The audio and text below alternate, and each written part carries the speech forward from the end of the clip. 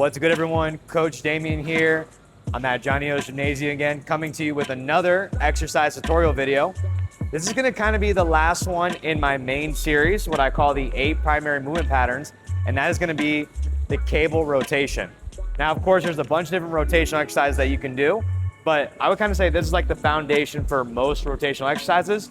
So we're gonna go over all the basics, right? The muscles that are worked, kind of the setup and how you do it, along with some common mistakes for yourself, or if you're working with a client, how you can kind of work to fix them. So let's get to it.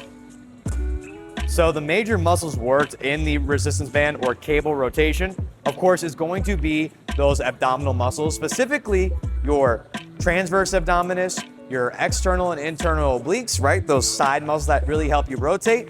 And of course, a lot of your stabilizers like your thoracic extensors, some other deep core stabilizers like your QL, among other things.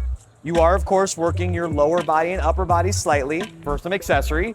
As you see, we're gonna actually get some movement in the hips, so some internal and external rotation for your thighs, along with you're holding the cable, so your forearms, your traps are gonna be engaged a little bit in order to hold the load and create movement. But of course, this is a core-based exercise primarily. Okay, so for the setup, first thing is you gotta make sure that the cable is at an appropriate height for you.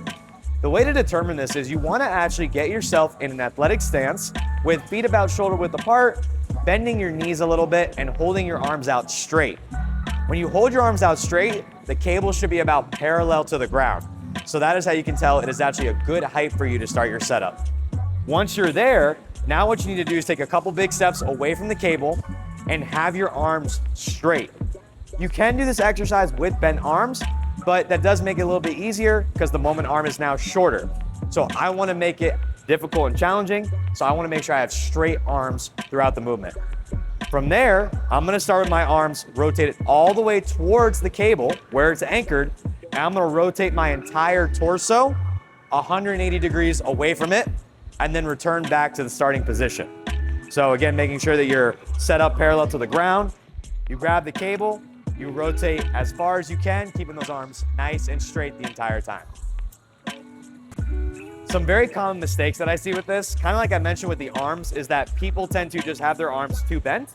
This could mean that the load is a little too heavy for them, and in order to keep their arms straight, you might have to lower the weight. So that's usually my first thing is first cue it, right? Keep your arms straight, and if they still can't maintain straight arms, go ahead and lower the weight a little bit. You do not need a lot of weight on this exercise.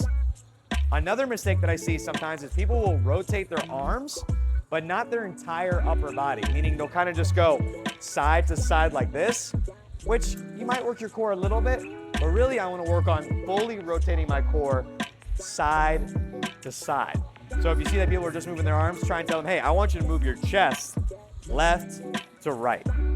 The final mistake that I noticed, and again, you don't have to do this, but it's a really good way to make the exercise a little more functional and give it a little more challenge, is people don't use their hips, meaning they start with just kind of a stationary stance and they don't rotate their hips at all. When you go through, you kind of want to think about it like you're swinging a baseball bat or swinging a golf club. You want to actually rotate your hips while you're going through. So cueing your client to actually pivot their foot as they go through the movement. And that's it. I really hope y'all enjoyed this video and of course enjoyed this series on the 8 primary movement patterns when it comes to exercise.